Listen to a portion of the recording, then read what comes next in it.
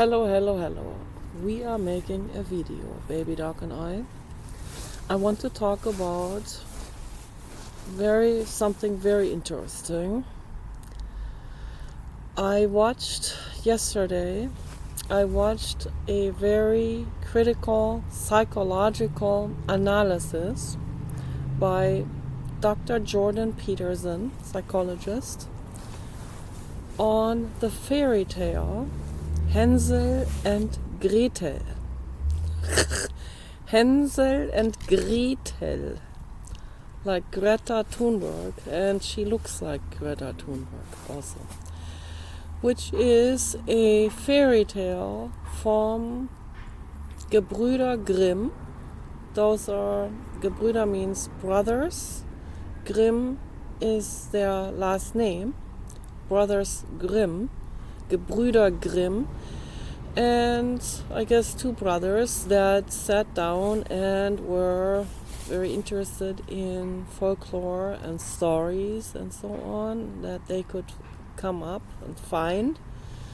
I believe that was about in the 1700s or something when they were doing it, and they were collecting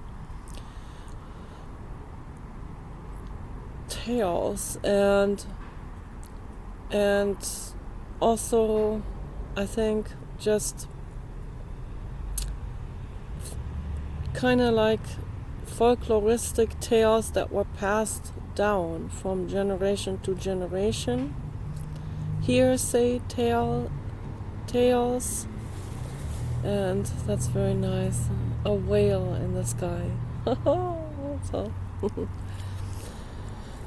and those stories particularly, I'm roughly estimating that these stories are coming from the early medieval time, which is like 1100, between 1100 and 1400. The Minnesong Middle Ages in Europe, where things were very different from today. So I see amazing cloud formations. Oh my gosh. Wow. An eagle shape of a cloud. The phoenix that arises from the ashes. So I have ADHD, yes, it is the truth, and I also have like so many thoughts that tie in with every single thing I'm talking about. There's an entire sphere of directions that this can take, because there are so many things that tie in with everything. It's a non-stop connection making, association making. That's what it is with my brain. Constantly I wake up that way. I already start formulating sentences when I wake up. It's like I wake up writing speeches. It's the truth. It's not fun, by the way. It's a very exhausting life, and I don't know why this is happening, but it is.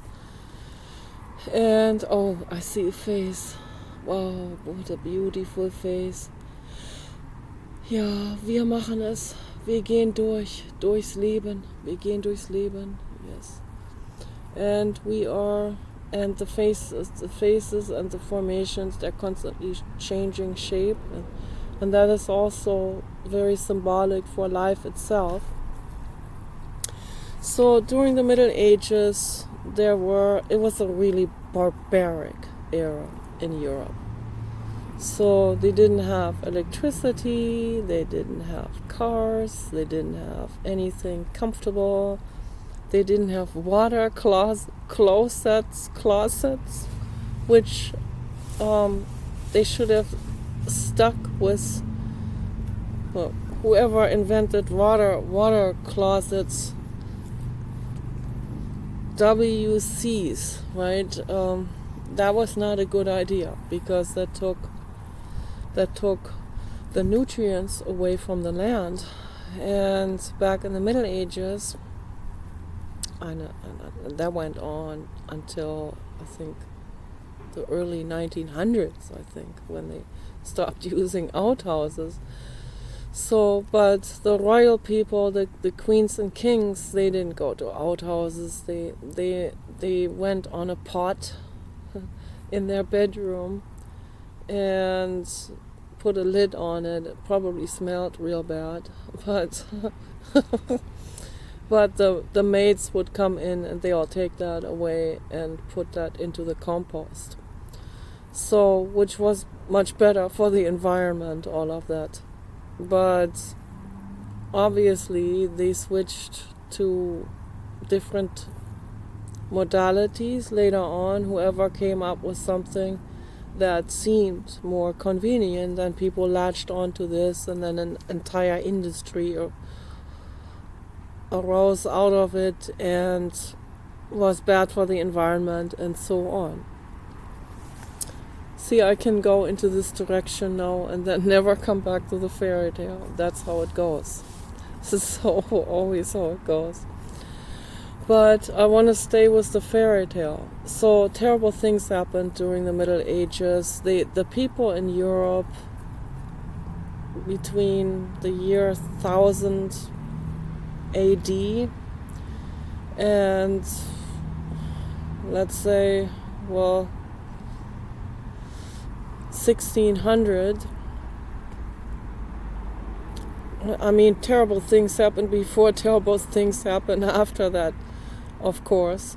But that was probably the worst phase in history in Europe, I would think, because of the horrible things that played out, and the terrible torture instruments that they invented during that time, and the guillotine, and burning people on the stake and stuff like that. They had like a wooden. They would set up a wooden post and firewood and tie a person up on that, and then light that entire pile on fire.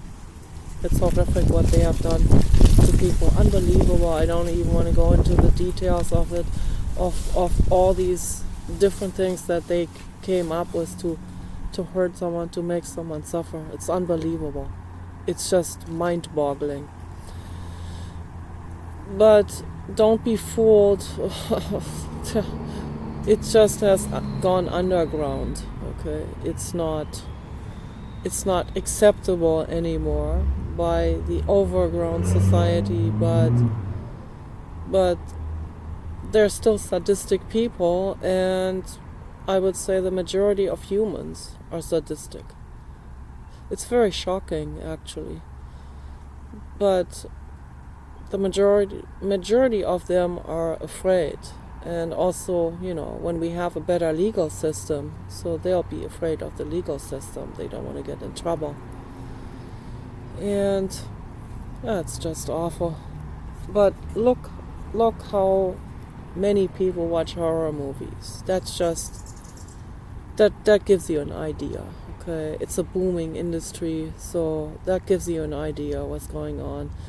In the Middle Ages, the people would actually come and gather around the marketplace to see someone executed. What doesn't even matter to them whether the person is guilty or not. Just, hey, someone is gonna get executed. Let's, grandma, all of us kids, okay, let's go with the knitting gear and sit there in the first row so we can get some blood splattered on us too. It's fun. It's just so exciting. Like a roller coaster ride. That's unfortunately how a lot of humans were, and still are. Okay? It's very unfortunate, all of that. Very unfortunate. But I'm optimistic. I believe that we can heal, and I believe people can heal. But they have never been presented with the right healing modalities. That's the problem. I mean, they have, but only like a fraction of people have been able to even find out about it. For example, Buddhism, meditation, and primal therapy, and Thich Nhat Hanh. It seems like, and this was never presented to the mainstream public. It has never been wrapped up into a real rock solid psychotherapy form. It never has, in the way that it would actually help the public. So all of these approaches, they're kind of, they work, but they need to be put together. They need to all be put together into one therapy. This is very important, and I figured all of that out. I figured it out in my head. I wrote about it here and there, but I didn't really write a manifesto about it. Maybe I should do this. But writing about it, I can. It's kind of theoretical. It really needs to be explained in practice. And it's through the practice that we really learn how to help someone psychologically. The psychotherapies that are out there right now, they are lukewarm and they don't work very well. Okay, that's a fact. So I'm gonna put this like that, probably. Set it up like this here. Okay, this is better, and I can be more comfortable. I have a pile of leaves from the English laurel, so I need to get myself a pillow. Yeah, I gotta get a pillow for outside here, and also for inside the greenhouse. I gotta get a pillow. That's important. So I can put my head here on a pillow while I'm making a video outside here. It's really nice to make a video outside in the garden. Being able to look in the trees and into the sky, that helps me to relax when I make a video, and it helps me to be more creative and think of all the things that I have been wanting to say in my videos. And lying down is very nice, because that's very good for the sciatic leg nerve. And it's very important that we don't sit endlessly on a chair. So it's very, very important. I had to learn the hard way with that. So, but the Middle Ages, they were so unbelievably barbaric. The people there were at the mind state and the philosophical mind state and the sociological mind state that Islam and the nations of Islam and all of the countries that practice Islam, that's where they are today. Okay, so they are at least 500 years back in psychological development. That's where they are. And it's unfortunate that they are in such resistance, most of them, to the accomplishments of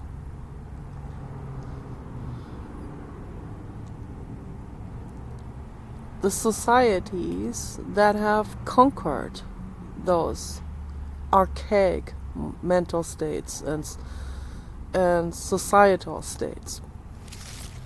So it's very unfortunate. They should be listening to them instead of going against them and doing jihads against them. But the people in Europe were like that, most of them, they didn't question anything. They were very coward, but people are coward today too, in the same way.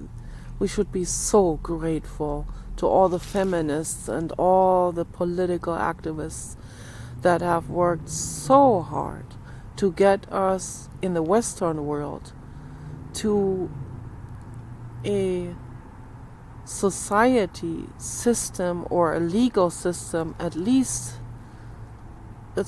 it is far from perfect, but at least a legal system where people are not executed on marketplaces anymore.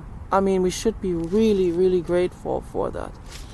But anyway, let's get to the fairy tale, because the fairy tales really reflect what it was like in Europe during the early medieval time, like 1000 AD, 1100 AD, 1200 AD, 1300 AD, around that time. What that was like. First of all, it was all sparsely populated in Europe. Can you imagine? Today, you can't find any more land there where you can. My dad was always like, why are you guys so into motorhome and traveling? Then we took my dad from Palm Springs to Joshua Tree National Park, my mother and I, and we went there with my dad with the rental car. And that's when he was looking out and saying, oh, it's not developed. He's an architect, by the way. It's undeveloped. There's just desert land, right, with beautiful landscapes. Oh, now I understand why you're into motorhomes. See, in Europe, it's not going to be fun to drive a motorhome. There's no beautiful landscapes left very much. It's all built up and developed. No more wolves left. No more original animals left that used to live there during the Middle Ages. But during the Middle Ages, there were wolves, there were owls, there were all kinds of wild animals, even wild cats in Europe. I don't even think there are any more wild cats in Europe, no. It's all developed, it's all urbanized. The urban sprawl, they have chased all the large predatory animals out. And then they wonder why there's deer overpopulation. Well, the deer population was staying in balance. Also, this is happening on the East Coast in the United States. So they chased all the predatory animals out, including the coyotes, the wolves, of course, and bobcats and other large predatory cats and canines. And then they wonder why the deer population is exploding out of control, because those predatory animals used to hunt the weakest. They would always hunt them and hunt the herds, and then be able to catch the old ones that are weak or sick. And that was actually an act of mercy.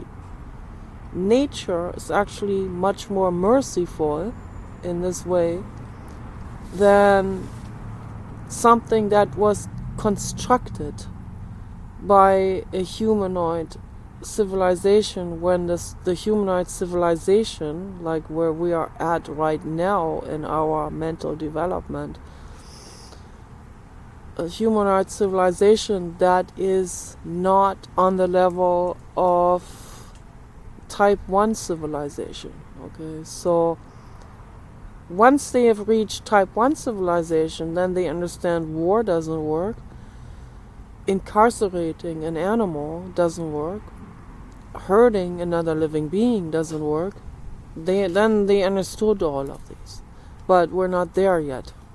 were still basically mentally not that much better off than in the Middle Ages. So the only difference is that they have some good Samaritans have fought hard their whole lives to create a better legal system and a better educational system and a better societal structure.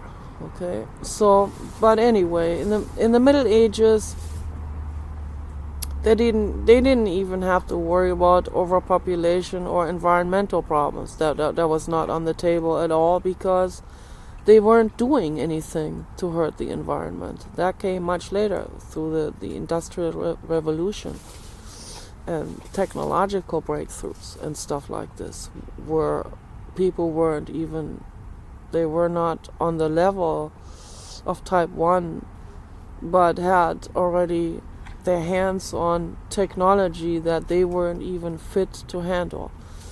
But during the Middle Ages, there were other problems, of course. It was a ruthless survival. It was a tribal system, basically all around the globe. And then there were a couple of monarchs and kings that would, some of them coronated themselves, put the crown on their own heads, like Napoleon. But many of them inherited their status from their family, from their parents, and so on.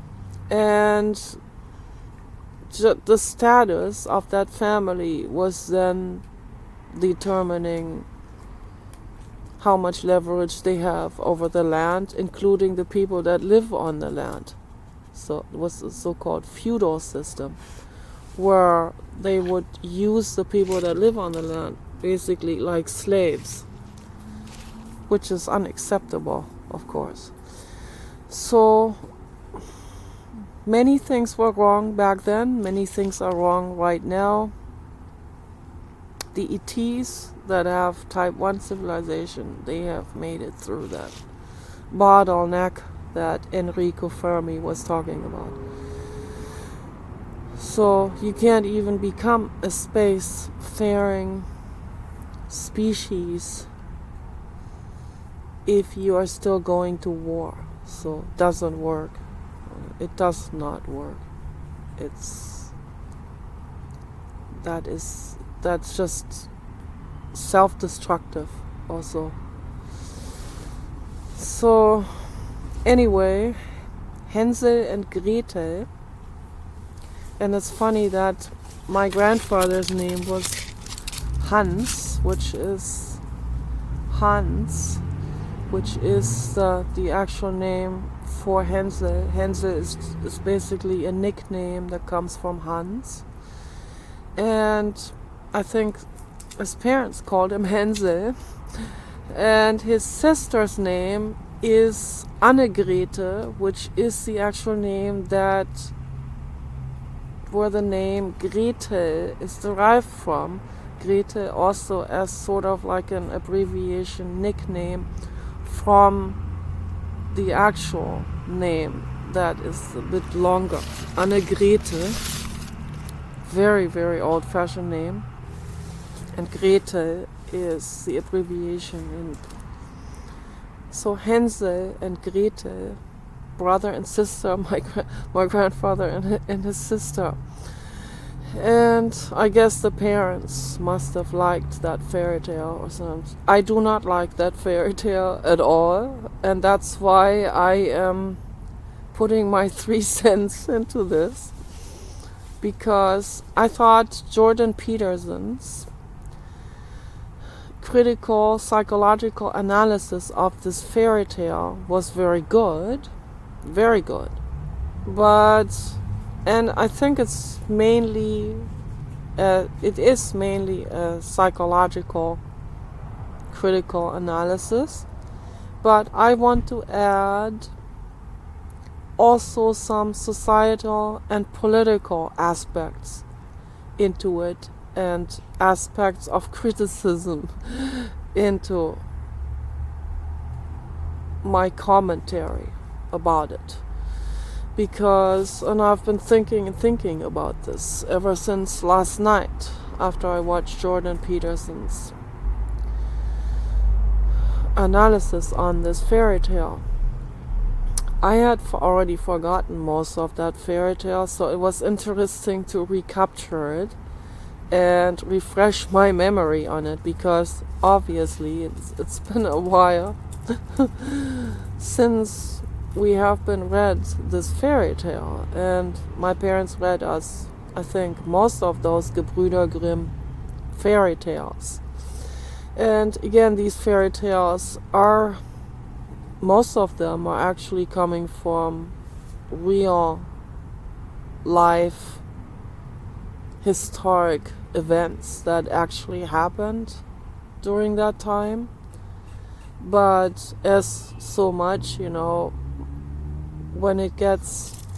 when something happened and people tell this to someone else, they might even write it down into a journal and gets passed on, and maybe the journal gets destroyed partly, or people have to recapture it, or it's like a whisper post. It goes from one generation to the next, and then information gets distorted, of course, and people might even add something to it, or might even exaggerate facts or whatever. But anyway, these fairy tales are what they are. They're fairy tales, and fairy means like a tale about a fairy, which to most people that is fiction. Okay, so because most people don't believe that an actual fairy exists. I am not so sure anymore, because this is a headset reality and there are all kinds of things happening.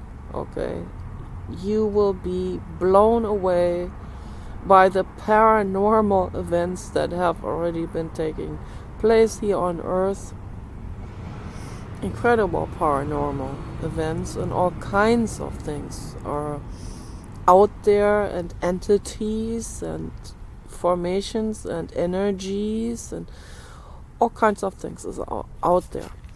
So, and I've heard many stories from people that I have also known who have witnessed garden dwarfs and stuff like this, and fairies and different things appear in their garden, appear and disappear. So the energies are all out there. There are many entities out there, and there are nature entities that are out there also. So fairy tale doesn't mean it's necessarily fiction, but much in those fairy tales was composed by people in order to bring a point across, or to teach children about the dangers of this or that or whatever. So, or exaggerated or made into something more spectacular than it actually originally was. But much of the stuff actually comes from that era of the Middle Ages, 1100, 1000 AD, 900 AD even, 1300. That was that time when things were very, very, very brutal, and it was just about the bare survival. So the fairy tale Haensel and Gretel, just to recapture what is happening in that fairy tale, Jordan Peterson did a very good job on telling us the fairy tale again. So there is a man and a woman, and apparently the woman has married into this family because something must have happened to the mother of the two children, Haensel and Gretel. Maybe the mother died. They didn't get into the details of it, but the father had married someone else, and this woman was not related to them. There was a stepmother, and very often in these fairy tales, the stepmother is the evil one, or the stepfather. Those are usually, and Jordan Peterson commented on that as well and said that's quite realistic, because domestic violence is way increased, and he has an overview over the statistics as a psychologist particularly. The domestic violence is way increased by, I don't know what he said, something like 50% or something, when the parents are no longer the original parents, when someone married into the family, when there's a step parent involved.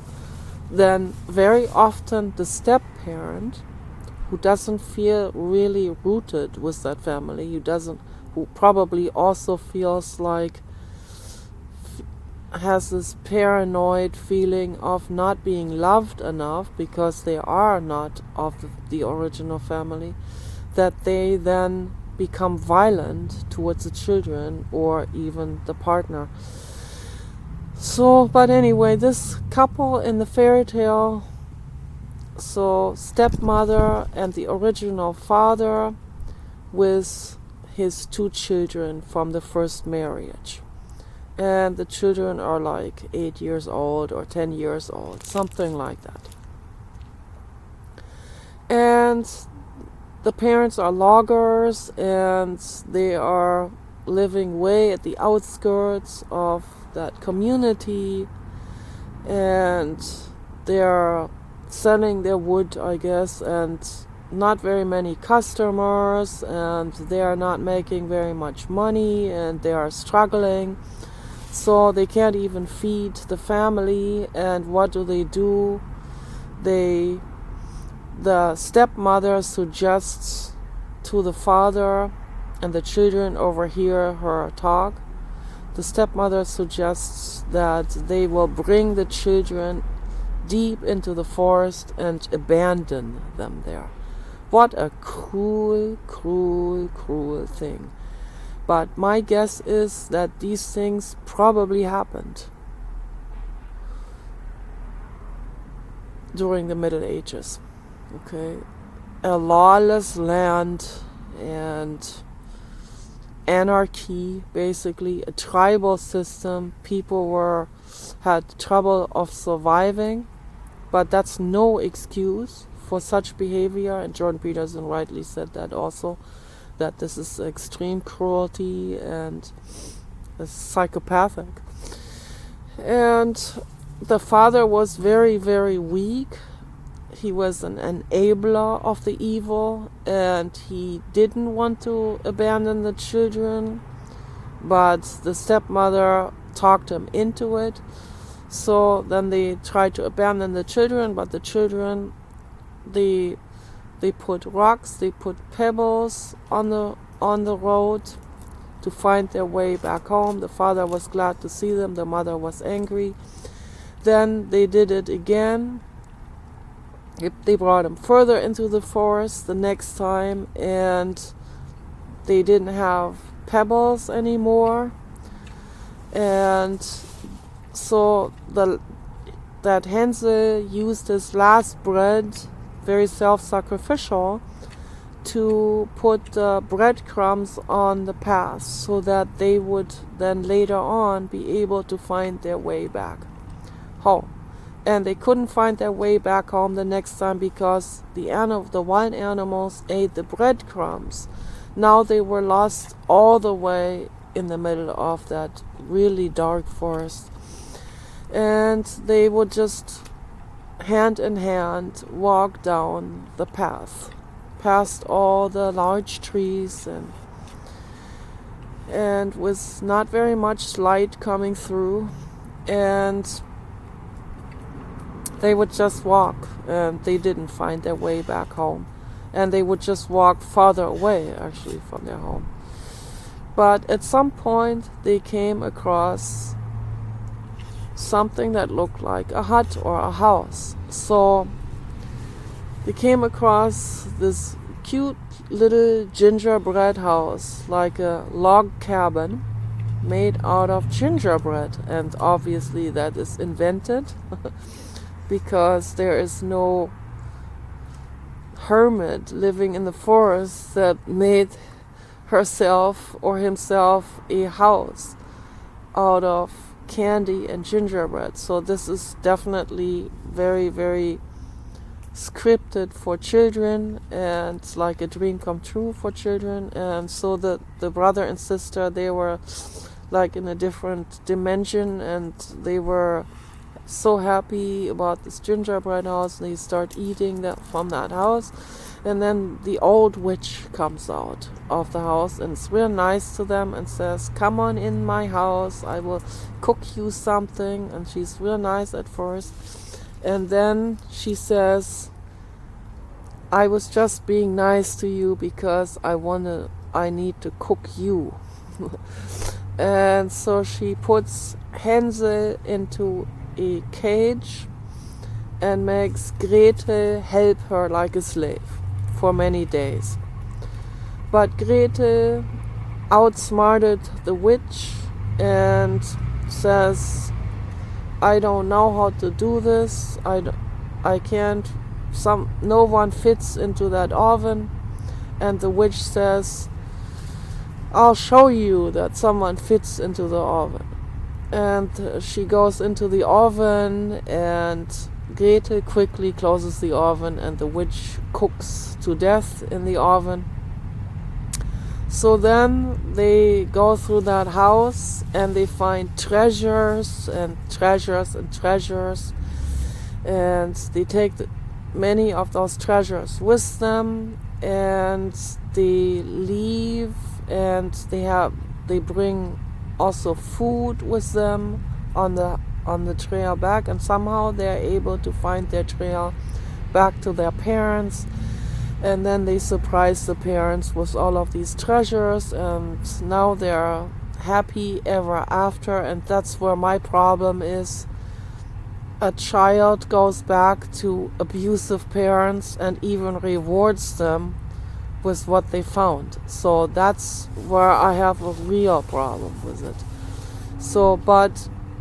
And I always think back on my life and think, when I was their age, when I was 10 years old, I should have run away, and with the knowledge I have today, okay, with everything I know today, you put this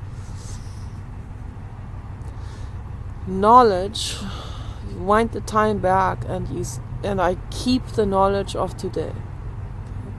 So, and I find myself, I'm back at my parents at age 10 with suddenly a download of the knowledge that I have today. My goodness, would I do everything different? Okay, like everything. So the first thing I would do with that knowledge, but it's very unrealistic to think about this, because when we're 10 years old, the brain hasn't even closed. The brain flatulence,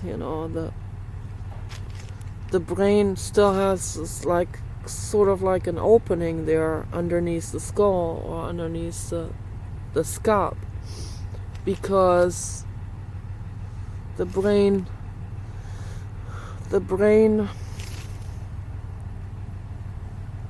bone material, because the brain is still growing. So once this is all grown together, and the hemispheres are grown together, or grown into the right adult shape, that's at about 13. That's when also much more of cognitive and abstract thinking and reflection and all of that happens. But it can happen before that, of course, as well, and that was the case with me for sure. But when we're 10 years old, I would be probably absolutely overloaded and overwhelmed if suddenly I have a download of the knowledge from 60 years at age 10. So that would be very, very shocking. I don't even know if I could handle it. But I've been thinking about this many times. I don't know, I think about these totally ridiculous things. Like, if I could go back like feverishly, what would I do? How can I wind the time back? I need to go into a time machine, and I need to tell my 10-year-old self, get the hell out of there as fast as you can before things get really toxic in my parents' household. And they were already really toxic. Damage was already done, but I could have gotten some healing from Jiddu Krishnamurti in Brockwood Park. So that's what I would tell my 10-year-old self. It's like, you have to get out of here, you have to pack up like Haensel and Gretel, and you have to go to England.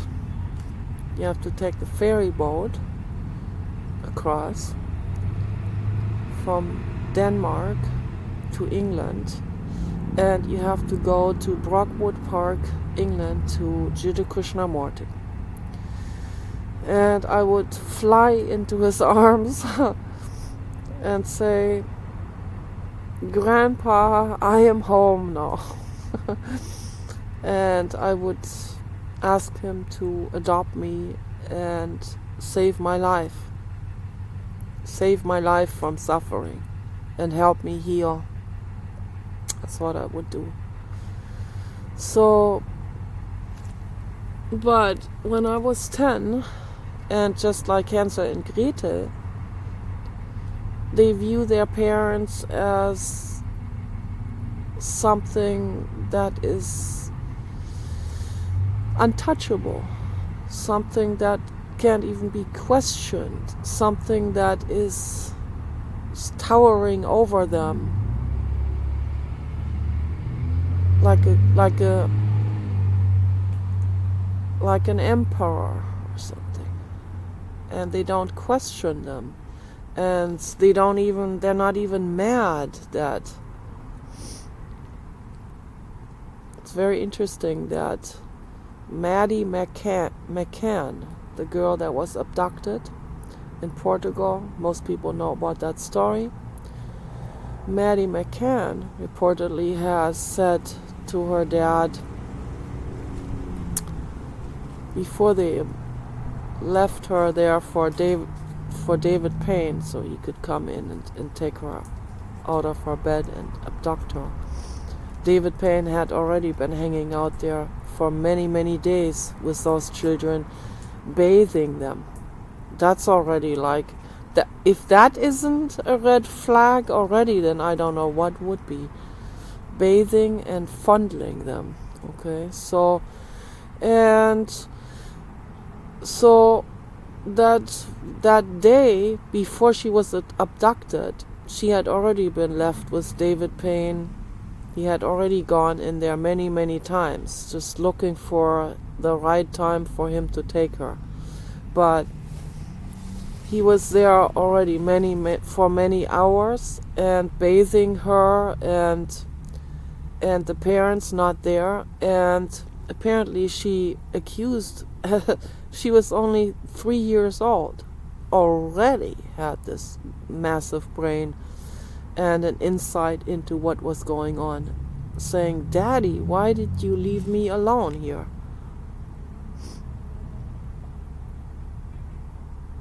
My goodness. No, I believe that she has supernatural abilities, and the human trafficking industry is extremely interested in those children for all kinds of things. Not just for sexual abuse, but to do tests on them and to recruit them and to make them into spies and all kinds of things to work for the corporate mafia. It's really nasty what's going on out there. And there's a possibility she's still alive in some underground laboratory. Okay, and that's my worst nightmare, like being tormented for 20 years in an underground laboratory. And then they use these people with psychic abilities and with extraordinary brains, and they try to mold them and shape them to make spies and secret agents out of them. But luckily, many of these star children, they think for themselves. They see through this, and they will question it, and they will know instinctively that what they're trying to do with them is absolutely wrong, and what they want them to do is absolutely wrong. So, and they will try, like Haensel in the fairy tale, they will try to get out of there and even help others get out as well. So many of them have been killed when they get to these insights and are trying to rescue others and themselves to get out. Very few get out. I think this is very rare when it actually happens. Yeah, it's so sad, all of this. I see something in the sky. Could be an airplane. It could be a mothership also. But yeah. So the stepmother obviously is a psychopath. The father is an enabler. Both parents are absolutely criminal, what they did to the children, in a situation like this. And today we have human trafficking, where people like the McCanns sell their child to a trafficker for millions of dollars, which is taking Haensel and Gretel yet to another level of evilness. It's unbelievably horrific.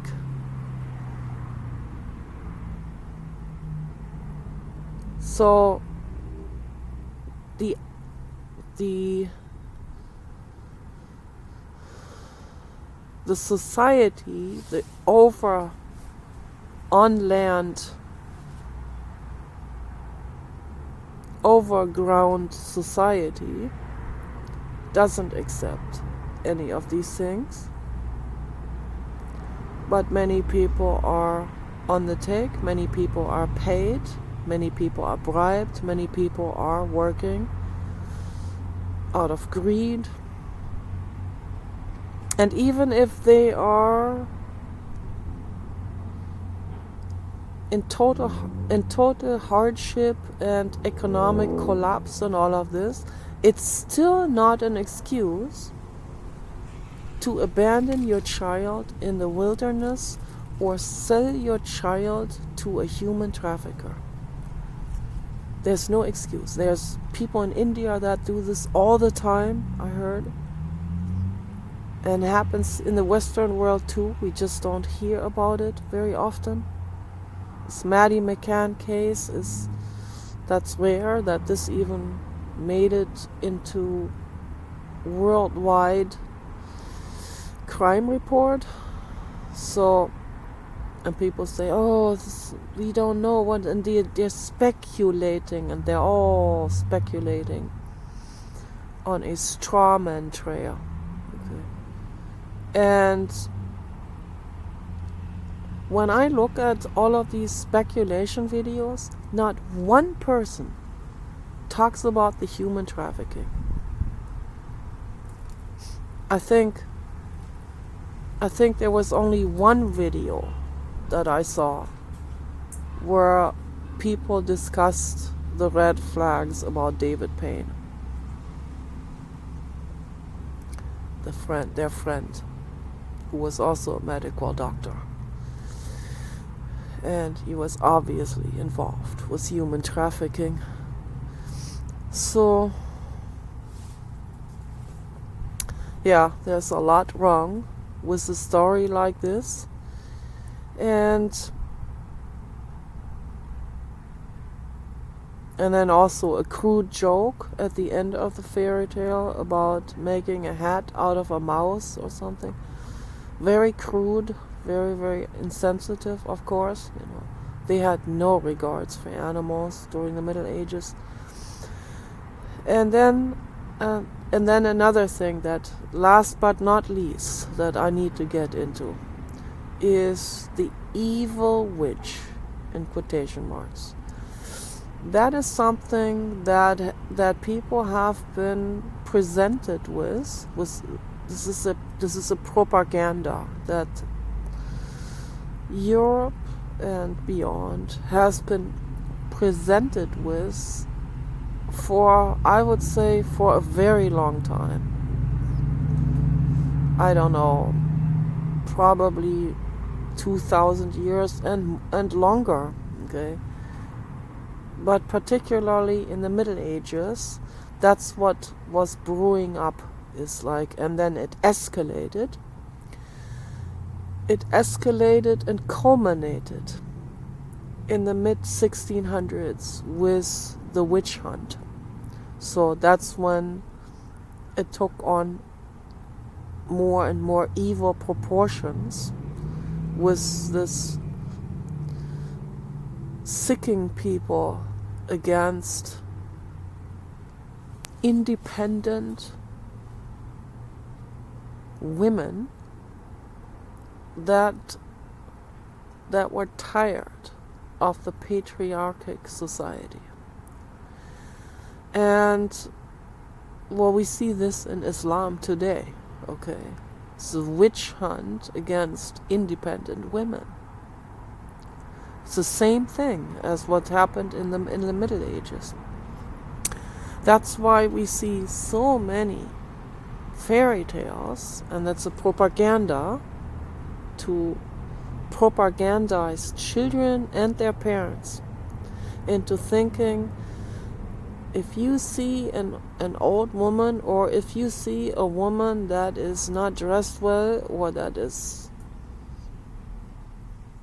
doesn't take very good care of herself or whatever, or is living somewhere alone and surviving in the wilderness alone, having all kinds of skills that normally would be assigned to men because she has to survive and she's tired of society, okay? Modern brains in medieval times, okay?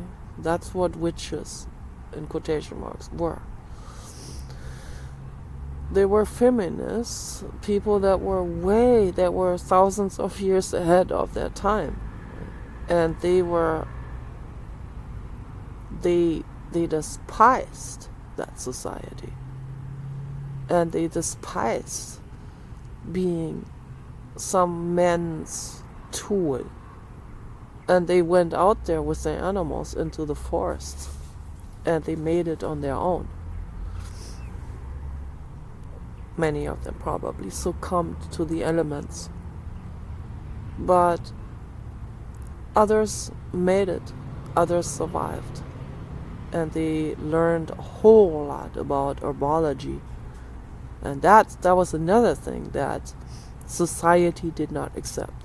Because if people learn about herbology, and if women become independent, then what good is the feudal system? Who needs this feudal system? Who needs men? Who needs patriarchic men in particular? Outdated, old-fashioned men that want to have power over others. Who needs them, right?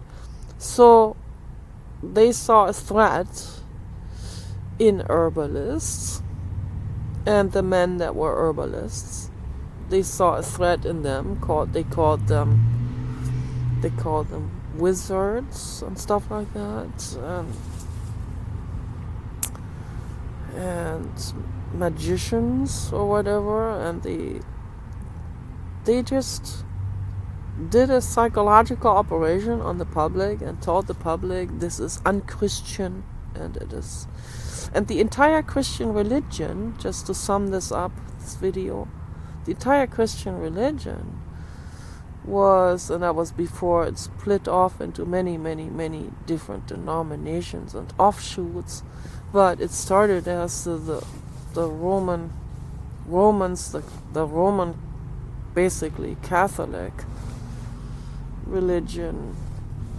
That was before Martin Luther, who created an offshoot into the evangelical part, sectation.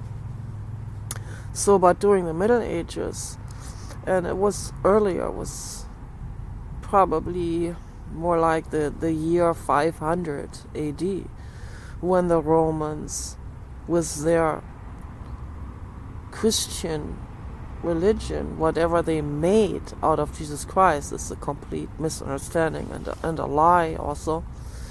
When they invaded whole of Europe, coming from Italy, coming from the Mediterranean area, they brought this monotheistic religion with them and forced everyone into it. They did the same here in the United States with the Native Americans.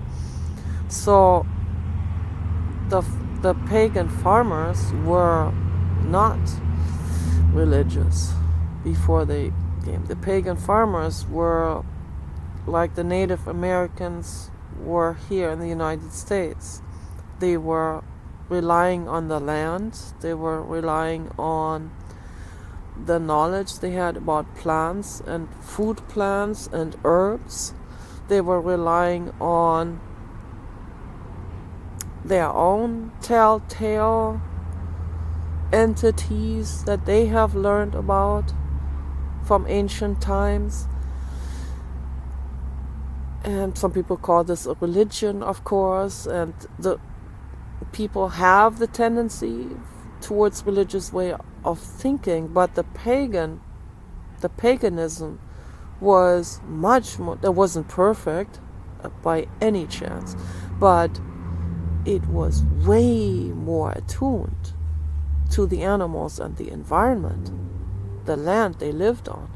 And then the Romans came and forced them into Christian religion, and with that forced them to hate independent women, forced the women into basically enslaving themselves towards men, and the whole thing. Okay, so that's what was going on. And when there were independent women that were reading books, that were making drawings of plants, that were studying nature, the men in that society feared them, because they were afraid that this could take over, this independence, and then they don't have any more legislation over the women. They can't enslave them anymore. So they tried to take education away from women, and that's what Islam does today. Okay, so it's basically the same thing, just with different decorations, different outer decorations. It's the same thing. Okay, so be careful. Okay, that's all I can say. Don't make the same mistakes again with Islam, what they did in the Middle Ages. Okay, let's not make these same mistakes. Let's learn from the past, or let's learn from other cultures past. Okay, we can learn, we can read books, we don't have to reinvent the wheel. We can make things better, right? We don't have to create another society and another society, recurring situations, of societies that make the same mistakes. We don't have to do that, okay? We can learn from the books of other civilizations that have made it and made something better, okay? And then do the best we can to exist. That's all I can say. Peace and love for all living beings.